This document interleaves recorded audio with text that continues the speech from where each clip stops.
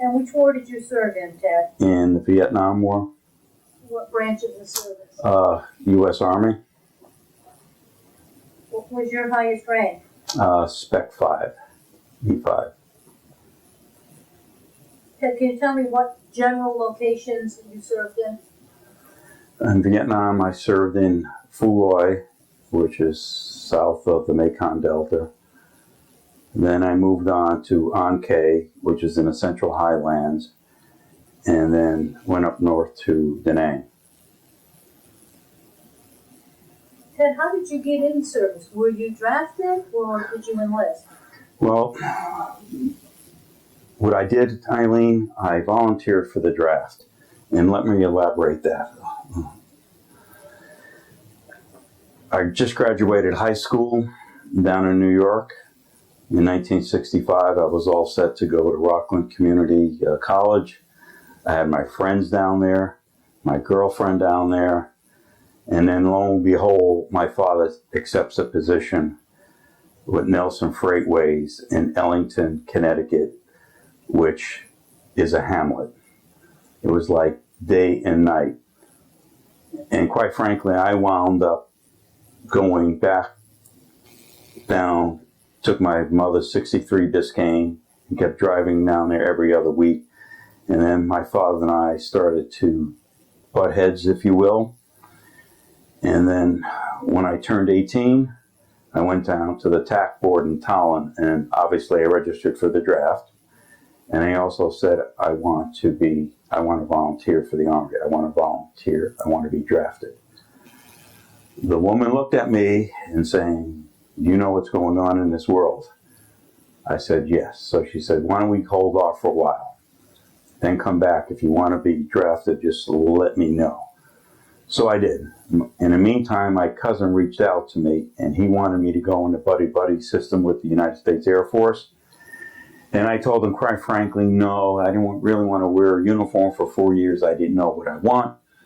I did go to the Marine recruiter in Manchester, Connecticut, and he told me, if you join the Marines, you're definitely going over to Vietnam. I said, well, thank you very much.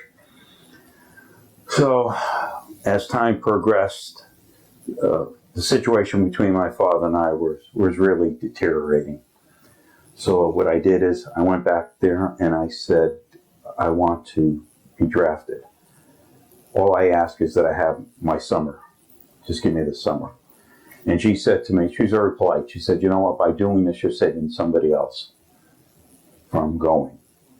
And that, he might have a family or, whatever. So I got my orders August 22nd, 1966 when I went in. But after I left there, when I volunteered for the draft, I went down to see my father at Nelson Freightways Terminal. My father was a troubleshooter for the trucking industry. I said, Dad, I got some good news to share with you. He goes, what's that? I said, I volunteered for the draft. And his head went back, and he said, congratulations. And then he called his assistant terminal manager over, Borshevitz, and said, I want to share some news with you. My son, volunteered for the draft. And Frank really didn't say anything. What do you say in 1966? Then my father said to me, did you tell your mother? I said, no, I didn't. So he says, I'll handle it. So I'll never forget, we're sitting at the kitchen table that evening. I have a younger brother that's 2 years younger than me, and a sister that is 7 years younger than me. So we're sitting around the kitchen table eating supper. And my father says halfway through the meal, he goes, Edie, which was my mother's name, Ted has some good news to share with you. So my mother goes, well, what's that, Ted? So I said, Dad, why don't you share it? Ted joined the Army. And my mother put her hands in her face, started crying, and pointed to my father and said, you made him do this. And I said, no, Ma, he did not. I did it on my own. And she says, he forced you. I know what's going on. I'm your mother. So, and then when I got my orders, you know,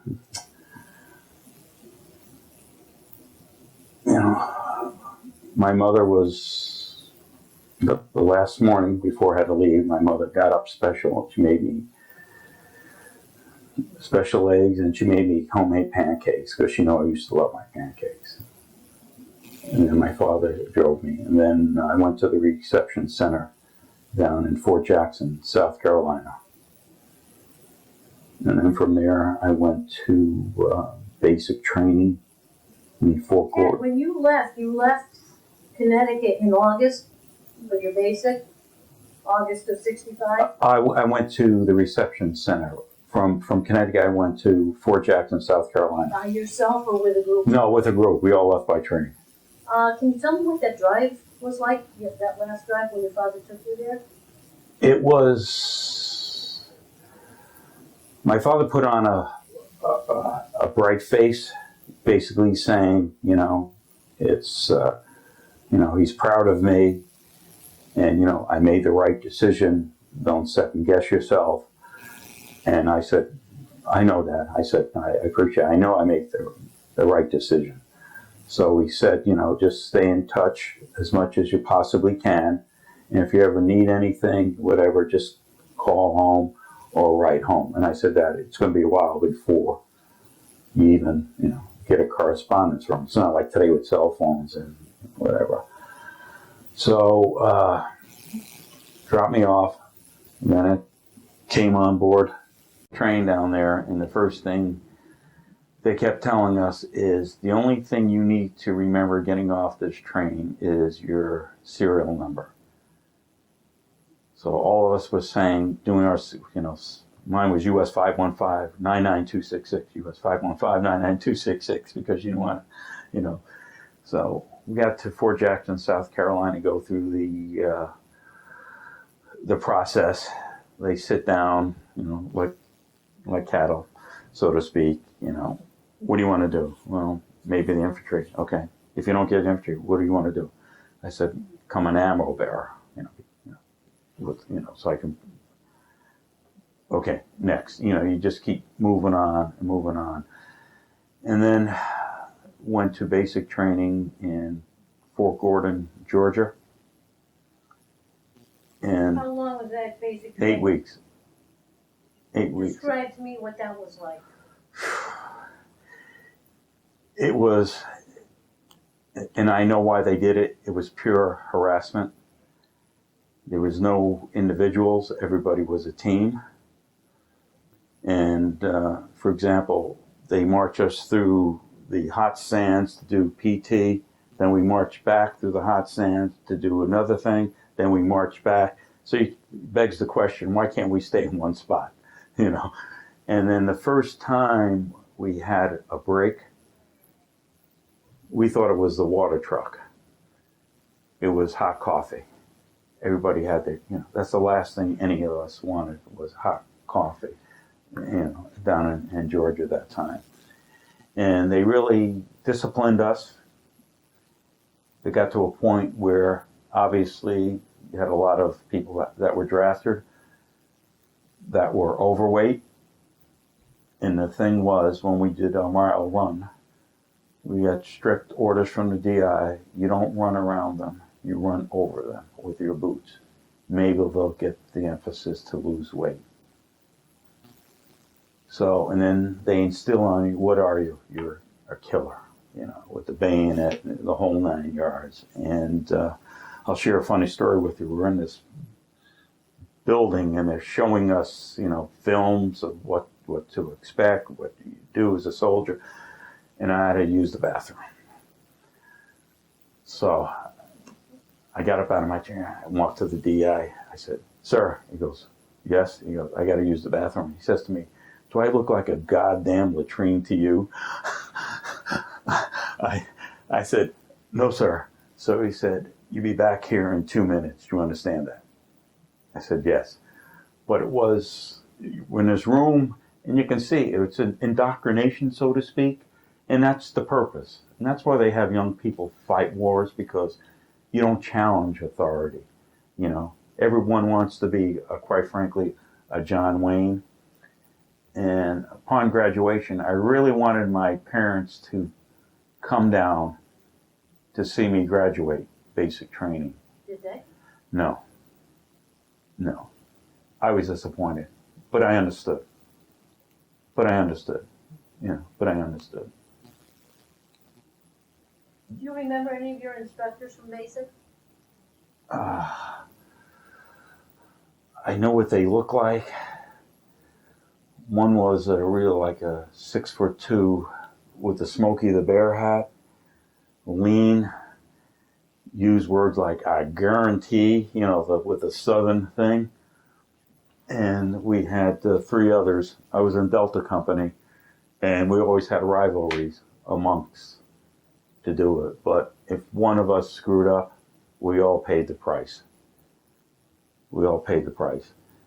And thank God I was in shape before I went in there. And I went in weighing 145. I got out of basic weighing 160, 165. And it was just, let me put it this way, we were all in shape when we left basic. No, this was 65 when we were in the war. 60, right, I was in 66. It was 65 still when you were in basic? No, 66. I was in basic. Did you know during basic, were you pretty sure that you'd be going to Vietnam? They kept threatening us that your next duty station will be Vietnam. No question about it, because the Army goes there all the time.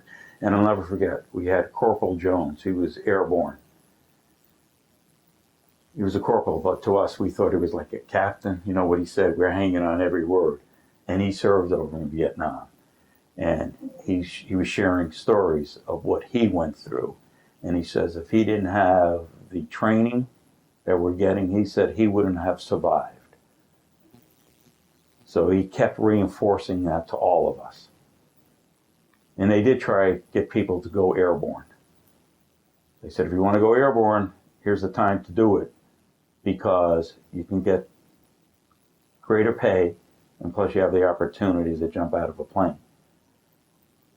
And which I kept quiet. And the other thing too, I meant to mention this, let me back up. At the reception center, when everybody got there, they said, how many here are draftees? So, your hands go up.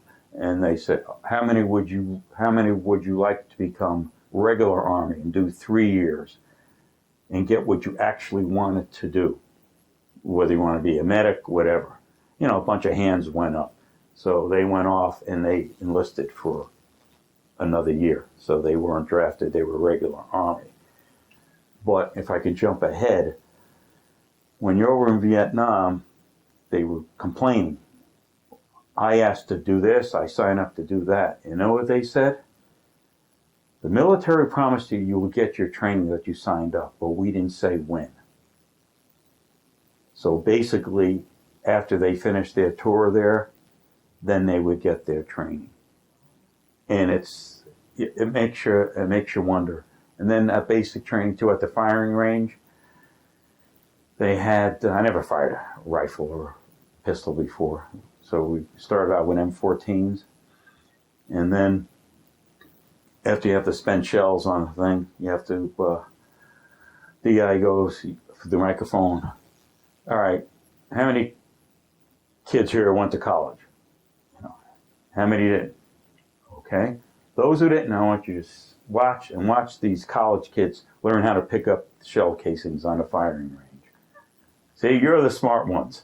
Okay, so you know how to pick up the shells. But that's the way everybody was the same, and they talked about Jody. Jody means if you have a girlfriend, Jody is her boyfriend now. If it's your wife, maybe Jody's hitting on your wife. So what they try to do is, particularly when you go out to qualify, they said the best thing to do to send your girlfriend home or your wife or a fiance is this 3 holes in this little circle. And that's what you're going to do to Jody when you get home. Ted, what happened after basic training? Where did you go next? I went to Fort Lee, Virginia, quartermaster school. And what did you do there? They drafted me as a cook. And when I got my orders, you're talking to somebody who wanted to follow in his father's footsteps, who was in the infantry in World War II, 2 Bronze Stars, 1 with a V device. He served in Normandy, Battle of the Bulge, and the Bridge of Remagen. And I said, this is not for me. And I tried to get out of it. I said, I asked to be in the infantry. Didn't happen. I asked to be an ammo bearer. And they said, well, you're a soldier first. And then you can do what you want when you get your next basic, when you get your first assignment. So after that, I went to... So at Fort Lee, did they train you to be a cook? Yes. How long were you there? I think it was 6 weeks. I tried everything. Burning down the place and everything. No, I'm just teasing. It's. Where did you go after Fort Lee? They signed me for my next duty station, first full time with the 539th, and that was in Indian Town Gap, the Army depot. What did you do there?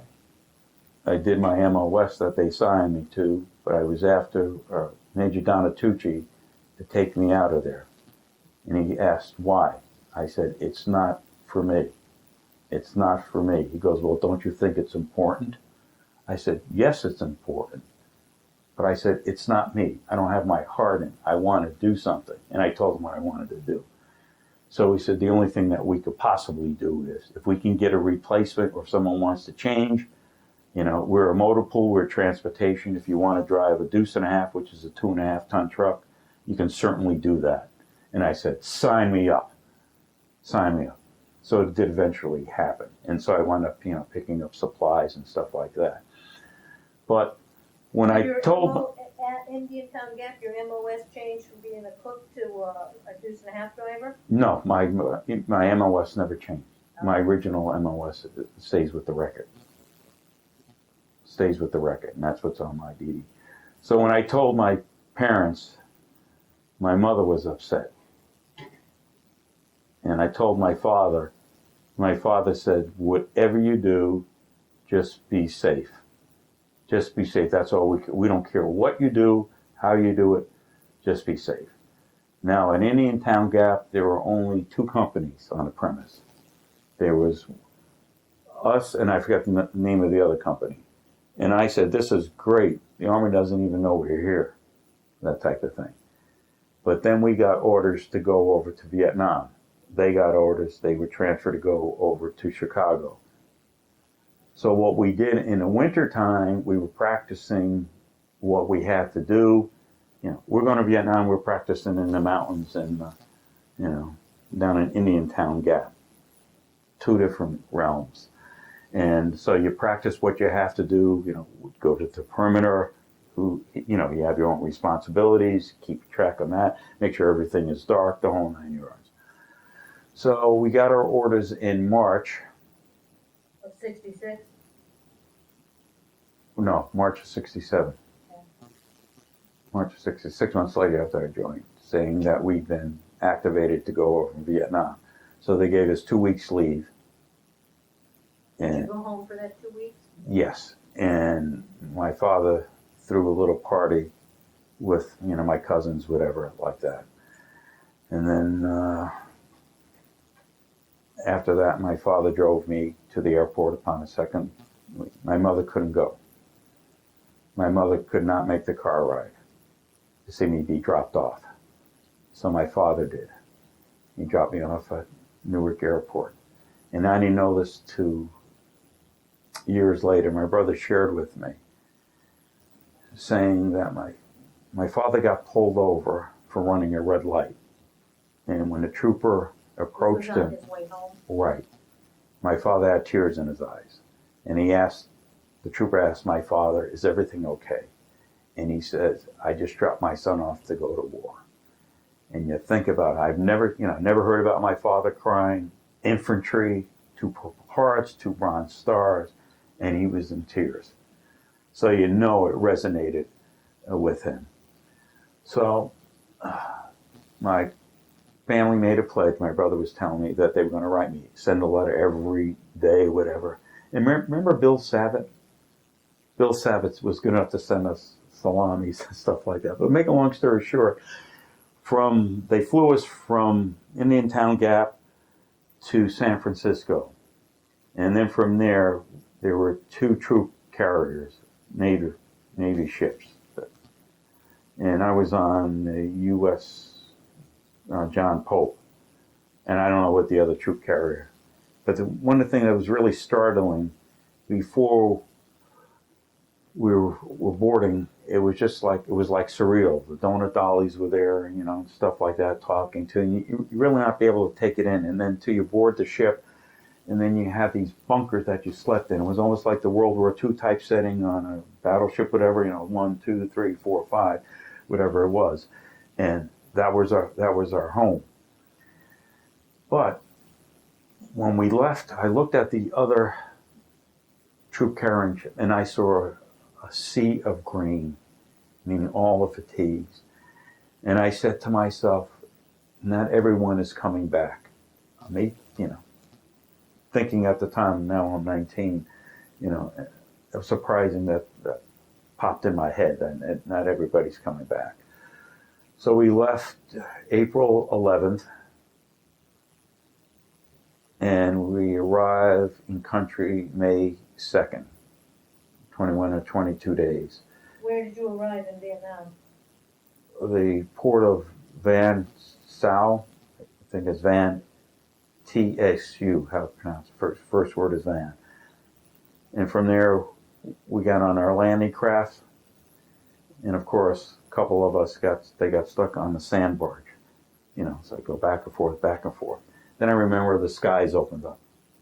We got on the beach and the skies just opened up for like 10 or 15 minutes. And then the sun came out, right. So from there, they choppered us out to our duty station, which was Phu Loy. Phu Loy is a village. And from there, the first thing they did, believe it or not, is when we got into country, our CO got us all together and saying, everybody needs to turn in their rifle. And everybody started complaining, what are you talking about? How are we going to defend ourselves? He goes, look, I can guarantee you, if you don't turn in your rifles, I'll wake up tomorrow morning with half my company gone because you guys are so scared. He said the Marines are out there at the perimeter, and beyond that is the South Vietnamese Army. They're out there. You'll get their rifles back. What you need to do is we're just going to sandbag day in and day out once we get the tents up. And we're going to sandbag. And that's all we did for like a day and a half. Just sandbags and just mount it up. Then he gave us our rifles and our gear. Ted, do you recall when you first landed, when you first got into Vietnam, what was your first impression? Well, on the back, let me back up a little bit. As we approached the country, I said, boy, this is a beautiful country. It looks beautiful, so how could anything go wrong? But at the same time, I've seen B-52s go across, so it's not a beautiful country if you see B-52s. But it was hot. It was just, it's 110 in the shade, and give you malaria pills and the whole 9 yards. And the first night, heard this big. It was an artillery shell that went. It seemed to me like went over our tent. You heard, and the tent started shaking. I got so scared. Got up middle of the night, whatever time it was. Couldn't make the latrine with the tubes in it, okay, because we had no latrines there. So I was outside of the fence, and I was running into my fellow soldiers. We were all scared. I never heard artillery, no less, that happened. And then you slept in just like everybody else. You slept in with your fatigues, everything by your side, and then never forget any type of traumatic things of that nature. When we heard our first rocket and mortar attack, because we were situated by the choppers, because we're a maintenance company, And it was a big home run if Charlie hit the chopper. Whether it be Chinooks, or the Uis, and there was plenty of about. And I'll never forget it when we ran into our bunkers. I'm clutching my St. Christopher medal, clutching it. We all were, and you could just hear it, just constantly come in, and then you hear the gunships go up, and then you see the tracers going back and forth. Then the gunships come down. Then it's quiet, and then they start all over again. The gunships go up. So it was one of those things where you don't never get used to it. I mean, I can tell you now, I can hear a Huey just like any other Vietnam vet from miles away. And then when they have the sirens, now I'm jumping ahead of myself, and I apologize for this, but when you hear the sirens, you run, defend the perimeter, it's a real deal coming up. Ellington has a volunteer fire department. And when I got home, I know I'm jumping ahead of myself, I slept in the same room with my brother, and I'm home that first night, and the sirens go off. And I remember yelling, "Let's go, let's go, let's go." And my father hit his leg against the edge of his bed because he sprung out, and he grabbed me in the hallway. And he said, "Everything is all right." And my brother started crying, my sister started crying, and my mother started crying. But it was just a normal reaction. And when you think about it, is that my last duty station, and I know I'm getting ahead, but this is an important point I feel for all of us. When I knew I was going home, I slept in a bunker for 2 weeks. 2 weeks. Then they picked me up. I saw the little Jeep come with the little battery lights come on, so to speak. I went from there, I flew to the state of Washington, and 24 hours later, I was home. So you go from that environment to home, no one to talk to, that type, you know what I mean? But anyway, right, there was no transition, so I'm glad our country learned that lesson. So after Fouloy, how long were you in Fouloy? Just about 6 months. And what were your exact duties? Were you still driving a deuce and a half? I was doing both. Every time if a cook called in sick, I had to cover. Well, so what was cooking like? Did you have a dining hall? Was it a field kitchen? No, it was a tent that they erected, and then they started to erect a dining hall with the wood instead of a tent. And you had the Bunsen burners and stuff like that. And the thing that you get up so early in the morning, and you just, when they see that, they come through the lines, they're appreciative. But that wasn't me. And I told that to Major Donatucci, and he understood that. So it's, it was a thing. I'm not demeaning it. Don't get me wrong. Anyone who serves, any capacity, I'm not demeaning it. But it wasn't me. I wanted a little bit more because I thought which I did, I volunteered. So you think when you volunteered, you would get some sort of, but it doesn't work that way. The military's not there to say, what would you prefer? When you first got there, you went to Fouloy. Were they just starting up Fouloy at that point? Yes. There? So Yes. This was a brand new base? For us, yes. For us. There was an existing base there for the choppers, the helicopter unit there. They were already established. We came in from scratch, and we had to start everything from scratch. Do you have any other memorable experiences from your time at Fouloy? Oh yeah, I got several of them. One of my good friends had sitting at the end of his bunker, his cot, and his hands buried in his face. What's the matter? He gives me, and he shows a letter from his fiancée. It's a Dear John letter. And his fiancée sent him a Polaroid picture saying, "How do you like my new boyfriend? And by the way, you're not getting the engagement ring back." How cruel is that? The guy was crushed. And you can't blame him. So what do you say? And what do you say? So what did you say? I said, there's somebody out there that's better for you. words are hollow at that point, but but what do you say? And then it's one thing that resonates too. Major Donatucci set an example. We had one guy. He was from Philadelphia. He was built like a brick wall, but he always used to get in trouble in the States, fighting, and you don't want to fight with this guy. But what Donatucci did, and it really paid off for him, he made him a corporal. So we got us all together, and he said, I just want to let you know, he promoted 2 other people. But he says, I'm promoting so-and-so because he's really straightened himself out while we're in country. And you know what? He took that corporal stripes, and it meant something, and it changed his world immensely. And that really resonated with all of us.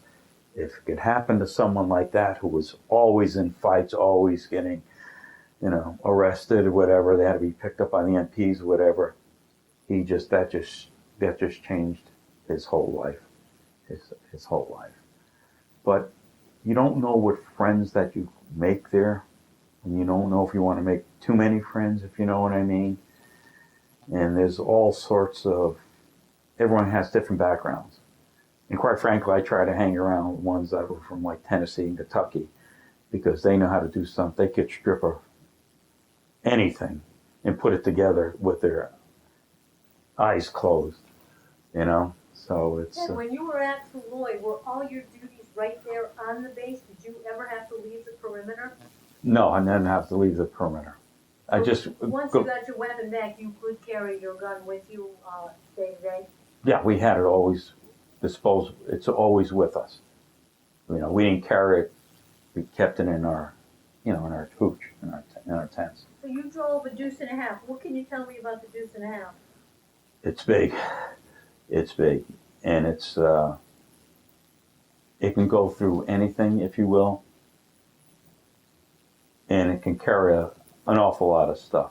You have the seats in the back, the long thing where you can transport soldiers if need be, movement, or you can own that and load them up with all sorts of, supplies, things of that nature. And it was good. It wasn't a smooth ride by any stretch, and it's not designed for comfort. Obviously, it's designed to do a job. And even though we were over there, we still had to keep the trucks clean. You know what I mean? Because I remember. So that was your job as a driver, to keep that truck clean and in order? No, we all had to. Yes, we all had to. Anyone who drove had to. Whether it's a Jeep or whatever, we had to do that. And another episode we had over at Fuloy is that at night, all of a sudden the sirens go off, firing starts going back and forth, gunships go up, and that lasted maybe not even 10 minutes. And it was the South Vietnamese army going through, and they set off the trip flares, and ally against ally. So it makes you wonder, there was no communication. You think, you know what I mean? It's just like, and we had Woody Hayes, the coach of Ohio State, showed up once. It wasn't like the Bob Hope Arena. He just showed up, on there, and he gave us all motivational type of speech. You're here to do a job, you do the best, we're behind you, yada, yada, you're the best, you're in shape, you can do this, I'm with you 100%, even though you may not be Buckeye fans, some of you, but we're here, which we thought was very nice of him, but, you never get used to incoming when the sirens went off, because it was just thump, thump, thump, and whatever. And like they say, if you can hear it go off, you're doing good. Exactly. After your 6 months in Fuloy, where did you go? On K. They split up the company because they didn't want the whole company disbanding itself, rotating back to the States, so they split us up. So I went to the 610th. So from Fuloy, they flew several of us to Ankei, which is in the Central Highlands. How long were you there, or what were you doing? I was there until end of December.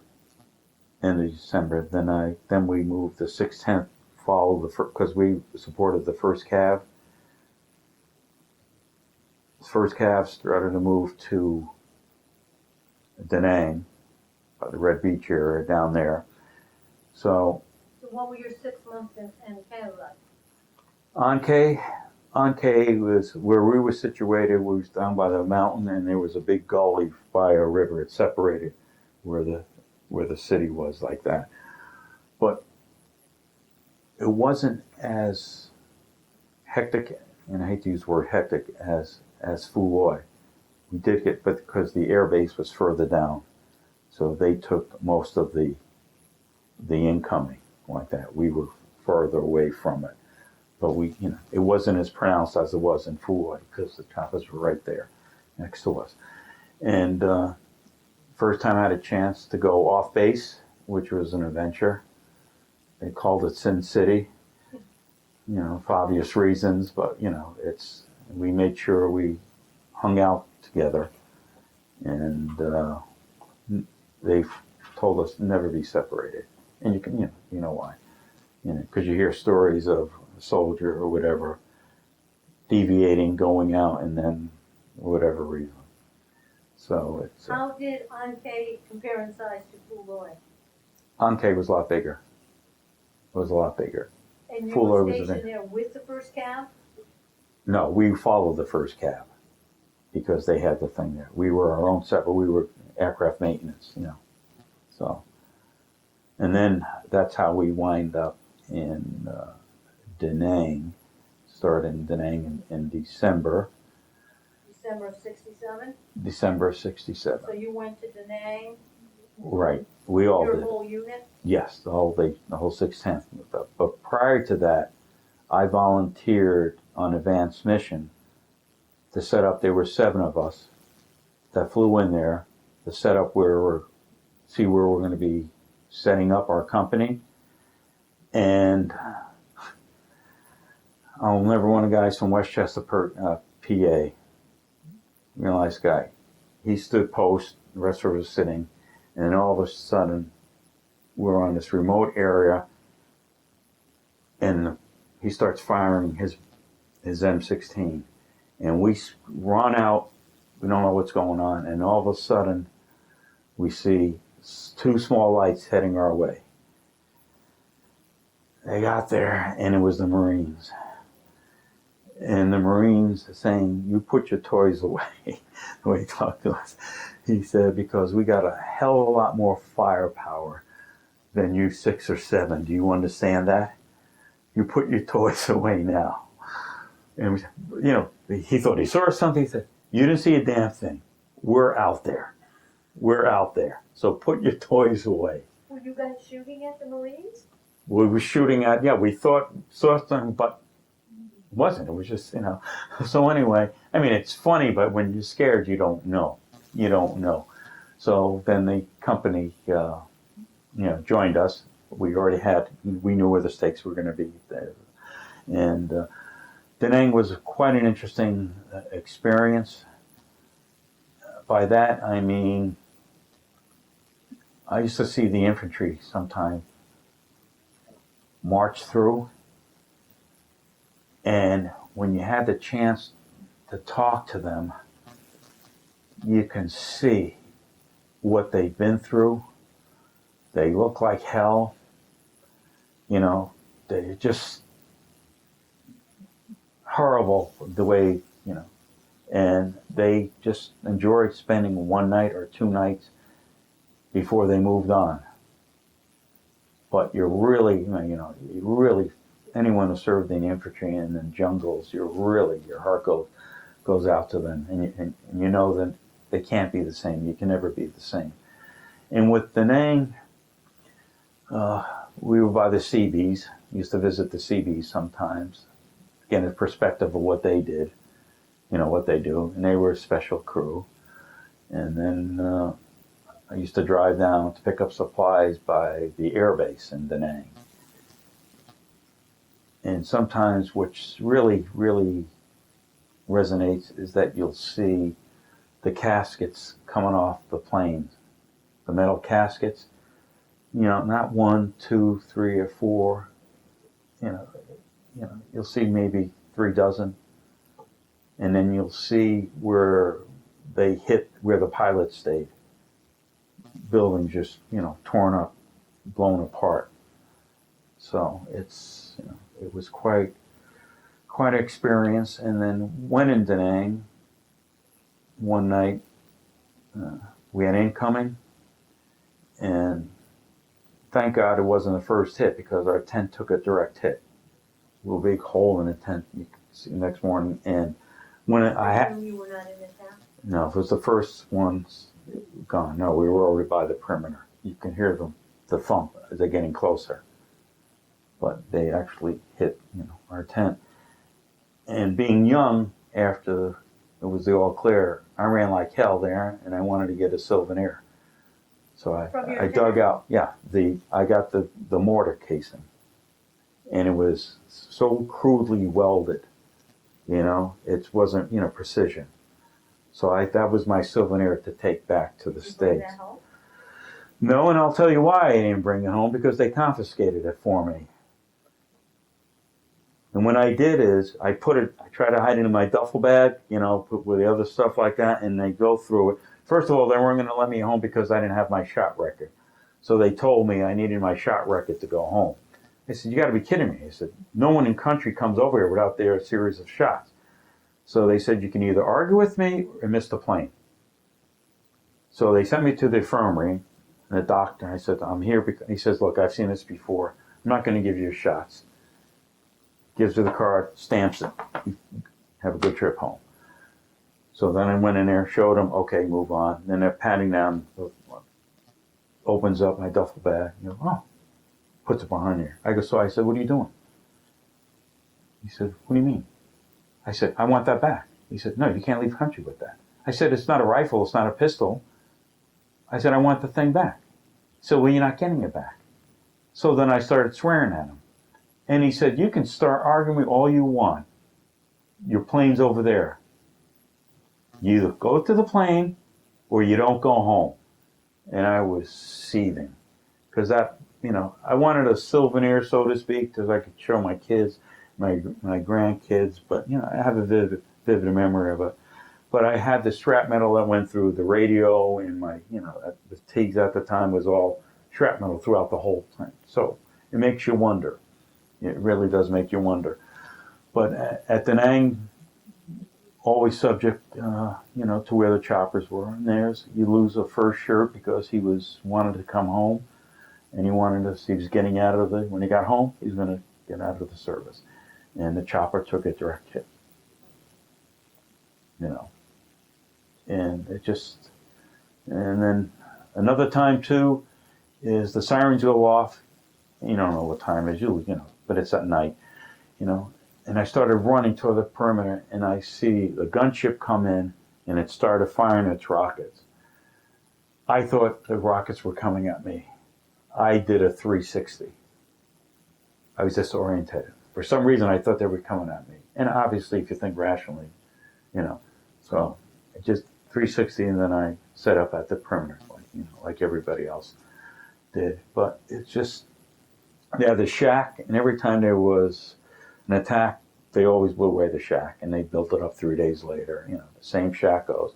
And it was just, you can see the napalm drop by the mountains, by Da Nang. You can see the aircraft coming and just drop, and you see the big explosions come off. And at night, you see the tracers going, Were you at Da Nang during the offense? Yes, I know you yes, were January 31st, 1968. So, what was that like?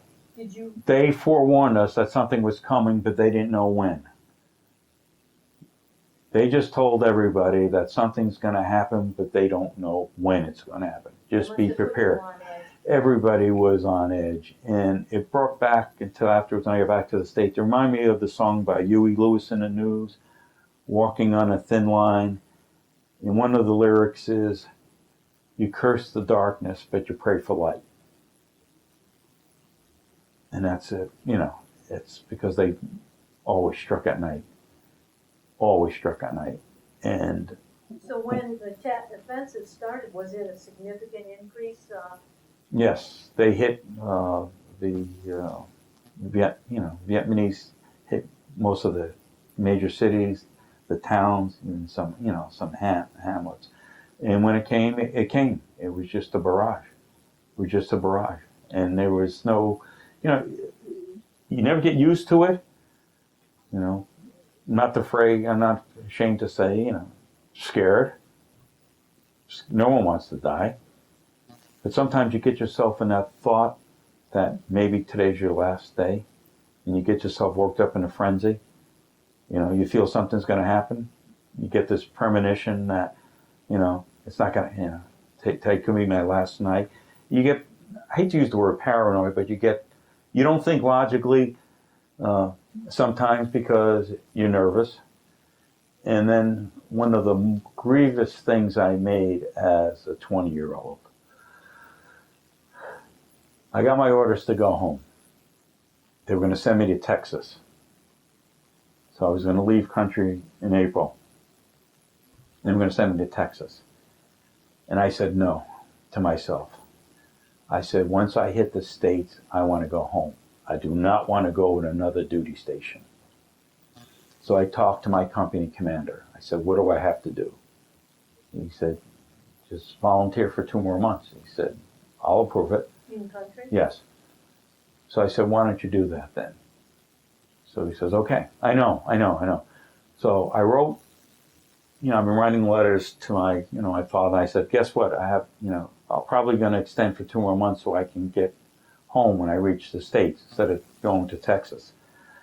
And my brother was telling me, as soon as they got that letter, my father made my brother, my sister, my mother, my cousins all sent me a letter that day or the next day immediately saying, please, you know, we'd rather have you home than stay, you know, for two more months. And of course, you know, with the timing of it, my thing was approved within like 3 days. So the time I got the letter, I had to write back the letter, you know, it's too late, I'm coming back.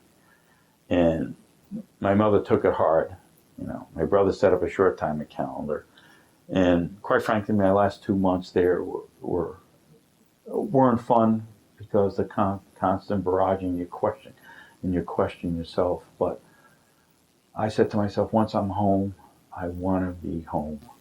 I want to be home. And then, you know, it was a unique experience. I'm glad I served my country.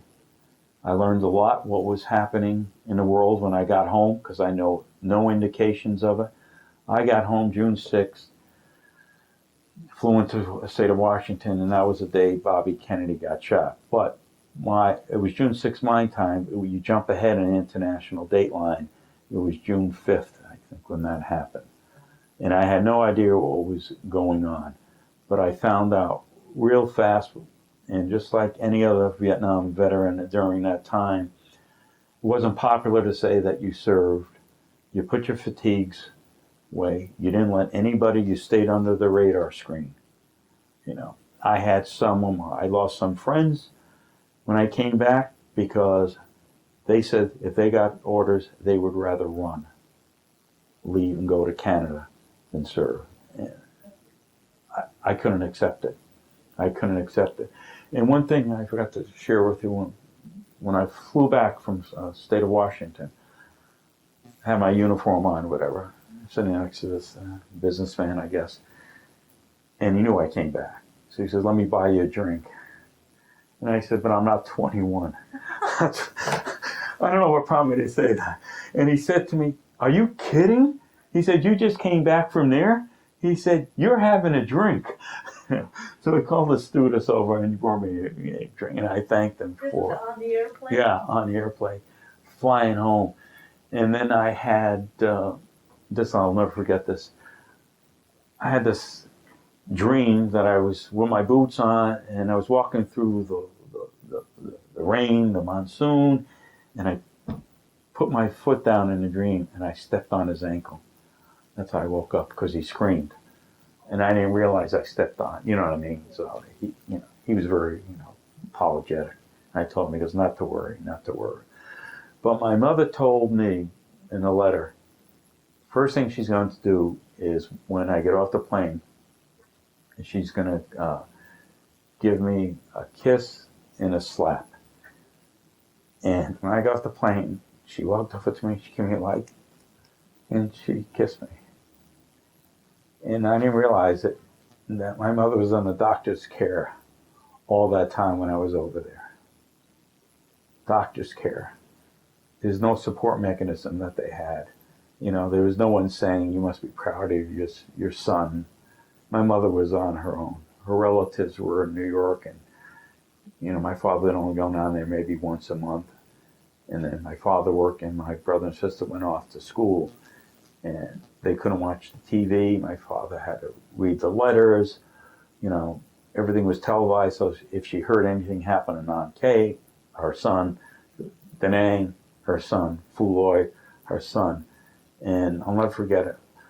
My first night home, this is before the siren, I was laying in bed. Here I am, 20 years old, come back from Vietnam. My mother walks in the room, had the blanket, and she moved it up like 2 inches to cover me.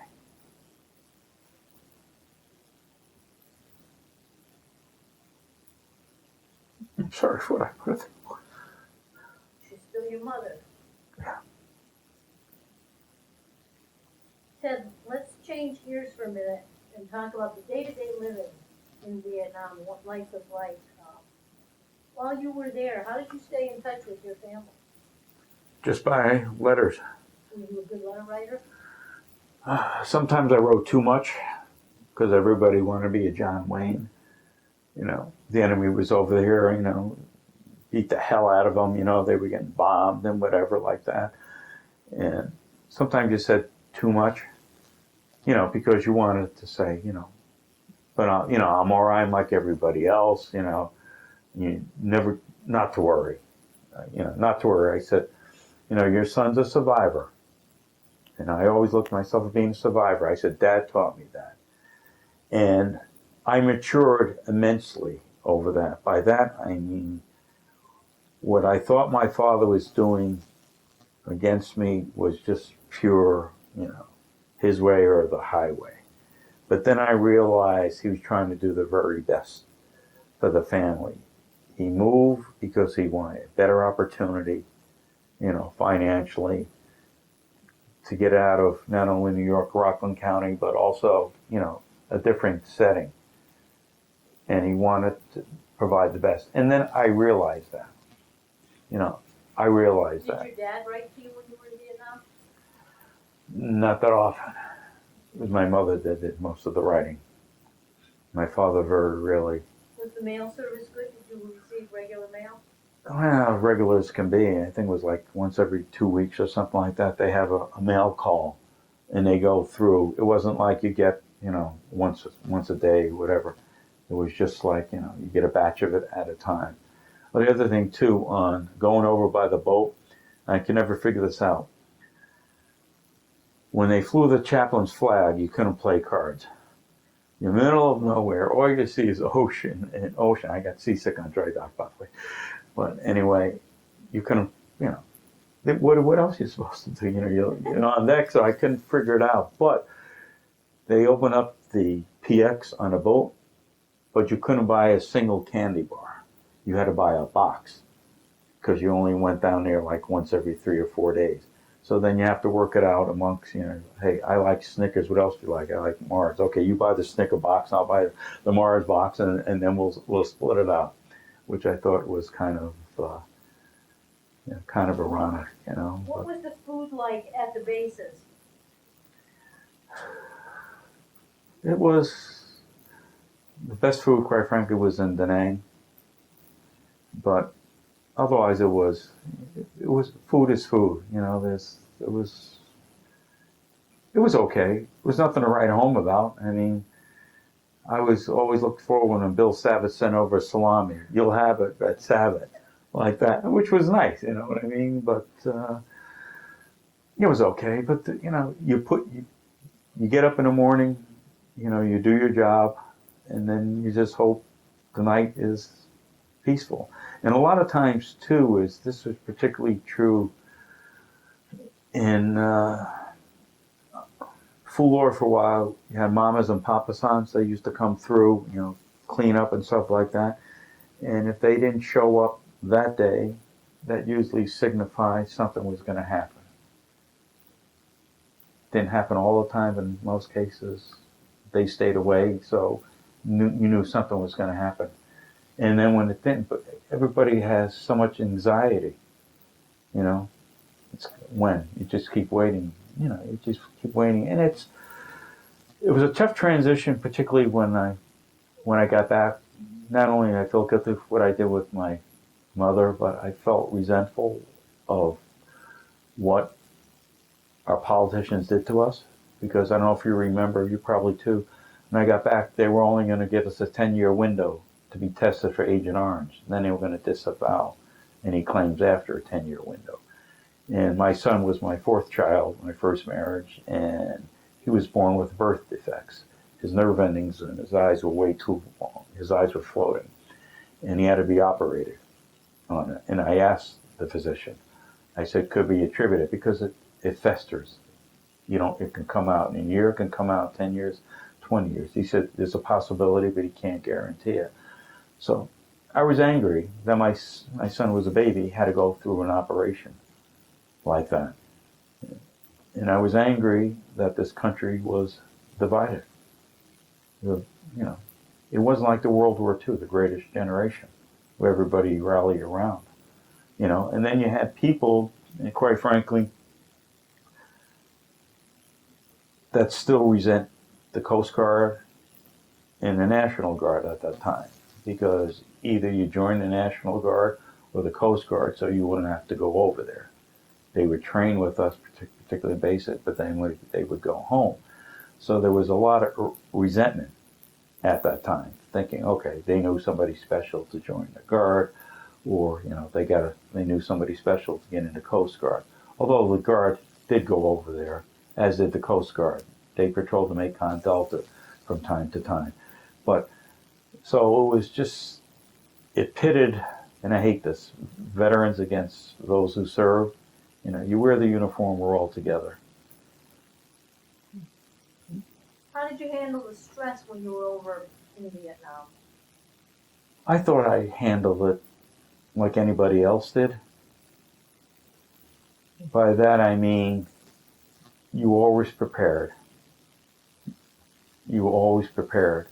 But you hope to God this wasn't your time.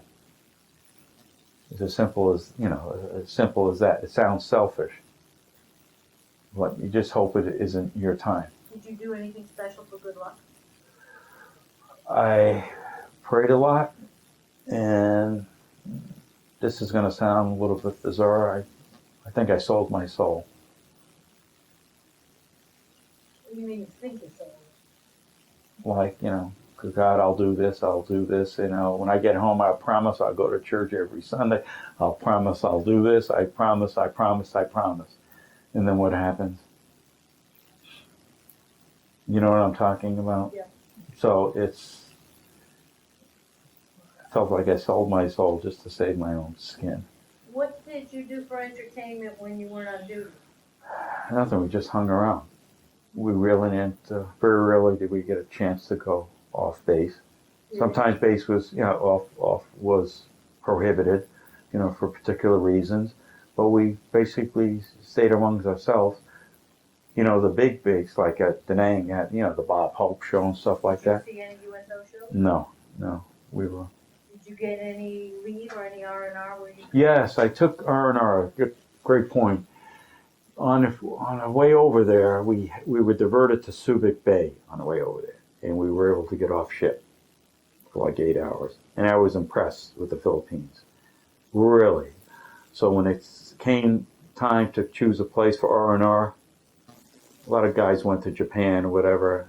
I put down, I wanted Philippines. I said, I've been there. So I put down Singapore. Figured Singapore would be nice. Never have the opportunity. And then like a week later, they just opened up R&R for Australia. And I wanted to go to Australia. And I wanted to get it changed. No, it's not like the airline, they said, it's in there, it's done. So where did you go? Singapore? Singapore. I took 2 weeks there, 2 weeks in R&R. What was that like? What did you do? Well, talk about what you did. Well, let me put it this way. When we all arrived there, first of all, they drive on the other side of the road. So when you're there, you think, oh my God, you survived Vietnam, but then you're going to die in an automobile because they're driving the wrong way. Is get you in this big hotel, and they said, you could either stay at this hotel, but for those who think they want to be associated with women, you'd have to go to this hotel. And it was like, no, sure, you know, it just, you know, and so it was nice, and they treated you well there, but they told you be prepared. There's a lot of pickpockets there and stuff like that, you know. So you had to be, you know, so you did a lot what normal men do when are married. Each dollar, or so-called military dollar, was worth 7 of the Singapore dollar. I came back broke. Was that your only R&R while you were in the Yes. country? You would have thought they'd give you another week or something for staying the extra 2 months. No. Because when you think about it, I had the chance to go back to the States, and I could have taken my unused leave time there too, like 30 days, and would have been. But no. It's just. Ted, do you recall your last day in Vietnam? Yes. What was that like? Longest stay of my life. I couldn't wait because they were picking me up like 4:30 or 5 in the morning. I forget what time it was. And I hardly slept. I just kept waiting and waiting and waiting. Like I said, I slept the last 2 weeks in the bunker. I wouldn't want to take anything for granted. And once I got on that Jeep, it took me to the airport, and then the rest was history. But the older I got, quite frankly, I wasn't proud to say I was over there because I know how I would be treated like everybody else. So I just blended in. Well, Ted, But the you older came I get- in, You landed in Washington, the state of Washington, and then you came on that flight home. When you came back to the United States, did you come back with a unit or by yourself? By myself. As As individuals. You landed in Washington at a commercial airport to fly home? No, to they Connecticut? they flew us in, and at the base, I forget the name of the base. When we got off the plane, they said, those going to the next duty station over here, those are being discharged over here. I followed that one. You get discharged right there in Washington? Yes, So that was your discharge? yes, From your, right. And then did the Army pay to get you home to Connecticut, or did you take commercial flights home? I took a commercial flight, and I took a direct flight. And that's when that. I took a direct flight from Washington to Bradley. Wow. What was your homecoming like in Connecticut when you landed? I wanted my parents there. I wanted my girlfriend there, and we're just my parents. My sister, and I still have it at home. She made a makeshift red, white, and blue flag, and with the hat, and she had "Welcome Home," just like that. But that was it. You know, at the airport, I mean, it was so. You know, speaking of that, when we left from Indiantown Gap to fly out to Seattle, we're all going through the airport, commercial airport, to load 2 planes. And then you see mothers with their kids or fathers, and the kids would come around, they want to look, and the mothers would push them away and say, don't get too close to them, don't get too close to them. That's pretty, you know, it's not like today everybody gives you a pat on the back, whatever. It was just like, don't get too close to them. What did you do in the days and weeks immediately on arriving home? I wanted to go to New York to visit my girlfriend. Did that, visited my father's family down there. You know, my cousins and uncles and brothers. I had 2 cousins, I might add, which purposely tried to get out of avoiding the draft. So that didn't go over well with me. I had a brother-in-law years later tell me that I was the stupid one to go over there. And I threw him out of the house. I told him, I'm not going to tolerate that. I'm not going to be called stupid. He's not going to insult anybody that did their duty. But when I got home, I just, went to school for a while at night. Did you go back to school on the GI Bill? Yes. Where did you go to school and for what? I started at Manchester Community College. Then I went to University of Hartford. Then I went over to Central Connecticut State University. And the highest I achieved was my associates in business. Got married when I was 20. My wife was 18 at the time. We raised 4 kids, like one after another. No one was going to tell me anything, I was 20 years old. And I didn't have to worry when they asked me a question when I was applying for a job. My first job, Royal Typewriter. What's your draft classification? I said, you're only 20. Yes, I know that. So it wasn't an issue for the employment situation. What did you do as a career? I thought I wanted to be an accountant. Really, my first job, Royal Typewriter, is senior financial consolidation accountant, and I was making $105 a week. Big title, Wall Street title, $105 a week. And then after a while, quite frankly, after 2 years, I couldn't take the debits and the credits. It just that wasn't me.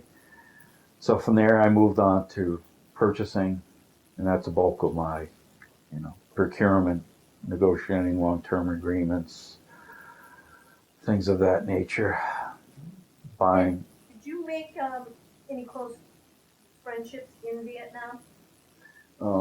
Only 2, but we have not been in contact since we. You have not been in contact. No. Peter, he was from Westchester, PA. And once again, I had my basic training yearbook, and that's gone. My regular yearbook is gone. Most of my military, my fatigue, and gone. But I look at it this way: it's a material thing. Although I do have the big radio where the shrapnel went through. You do have that. I do have that. It's the old, with the antenna and stuff like that. Ted, how would you say your military experience influenced your thinking about war or about the military in general? Never been posed that question. That's an interesting question. How did it shape me? Well, I was always a team player to begin with, but this reinforced it, that there's no individuals. And there's no questioning of authority. You do what you have to do. They tell you when you're on the perimeter, if your buddy takes a hit, and if he's not that bad, you just prop him up and give him his rifle again. And as far as the military, I'm giving my age away, I know it, but I think now it's becoming too politically correct. You really can't yell or scream or, you know what I'm saying? Yeah. Before they get you in your face. They in your face, and they did it for a reason. They don't want you thinking, they want you reacting. They want it to become a reflex action where you don't have to think. It's just done. It's just done. And, one of the things that resonates with me is the warrant officers. When we were over there, the first thing our company commander told us, you don't salute me. Okay? I don't want to be picked out as a target. You don't salute me. But the warrant officers who flew the choppers, you have to salute them. They insisted that we salute them. Now, they're great pilots, but they're the lowest ranking officers, you know what I mean? You be a high school graduate and fly a chopper. You have to go through what the normal training is. And then when we had a change of command, he came around and got us together and said, you know what? In the Army, you're entitled to one helicopter mishap every 7 years. He says, I'm safe for the next 49 years. So everyone's quick doing the math. Oh my God, he had 7 mishaps already. And then it depends, who you flew with. Some fly like with a bolt they're going to rivet out of the chopper. And you got others that took it like a badge of honor if they came back with a bullet hole in the chopper. And I've been on the choppers where they buzz the junkets. They say, okay, watch this. And they go down and they just go over the little junket boats like that and come back and, everybody, they're laughing, it's like, what are you supposed to say? It was. Ted, did you join any veterans organizations? Yes, took me a while. They were after me to join the Legion right away. Probably 8-9 years after I joined the Legion. Then I joined the VFW. Then I joined Vietnam Veterans of America. And, I was post commander for 2 years at the Ellington Post. And I'm still glued to these organizations. In fact, I know that your military service influenced what you did. You were a legislator in Connecticut politics for quite a while. Right, for 12 years. And at that time when I got in, we didn't have a Veterans Affairs committee. It was a standing committee, meaning all our bills that we came through had to be going to the other committees, public safety, whatever. But I took an active role from day one. I petitioned Congress about the Kevlar vest. I had a press conference down there. AP did a nice story on it. As a matter of fact, I got a call from 60 Minutes. They were considering doing a story. They couldn't guarantee it. They said, but that's one of the stories they're going to bring to the boardroom. Would I be willing to come down there? I said, yes. I didn't hear back. But, I was very upset that, you can go online and buy a Kevlar flak vest, but yet there's shortages for our men and women that have them there now. You can get them if you're a sportsman. I understand for, police officers, state police, so you need them. But, when I called up the companies to find out what the problem was, they're saying it's the raw material shortage that they've come back.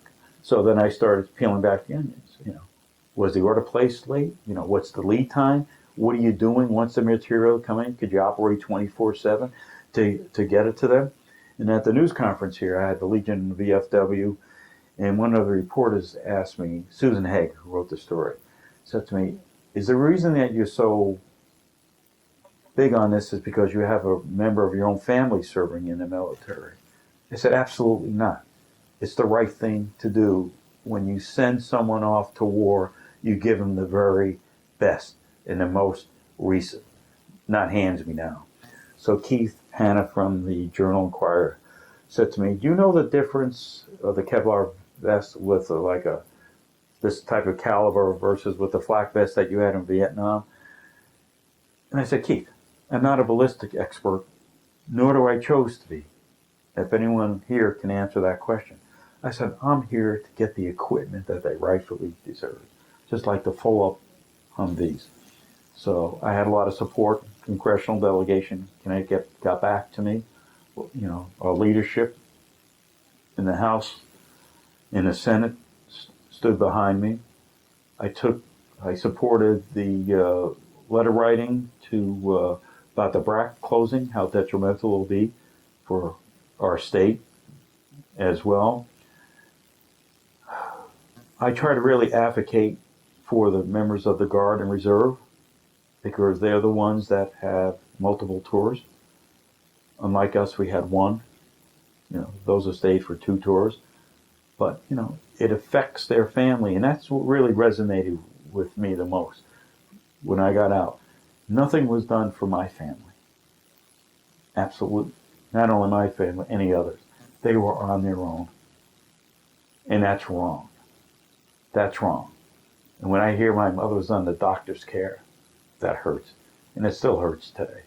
And I never want to see anybody go through that again. Never.